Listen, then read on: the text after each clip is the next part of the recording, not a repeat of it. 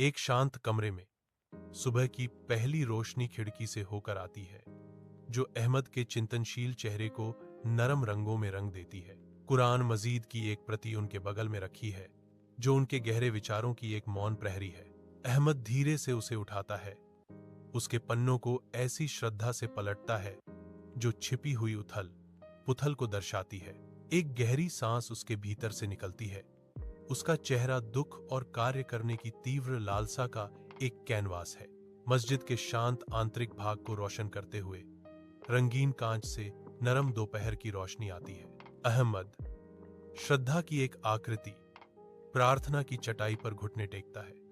उसकी हरकतें सलाह में तरल हैं। उनके चारों ओर अन्य उपासक तल्लीन हैं। उनके चेहरे गहरी भक्ति से ओत प्रोत हैं। सलाह के बाद अहमद दुआ के लिए हाथ उठाता है, आंखें बंद कर लेता है, होंठ अगोचर रूप से हिलते हैं। उसकी पूरी शख्सियत से ईमानदारी और गहरी पश्चाताप की एक स्पष्ट भावना निकलती है। अपने कमरे में अहमद एक छोटी मेज पर बैठे हैं। उनके सामने एक कुरान और प्रार्थना की माला है। उनकी दृष्टि शांत है। वह कुरान को धीरे धीरे पढ़ते हैं। उनकी आवाज एक असामान्य शांति और गहन सुकून के साथ गूंजती है।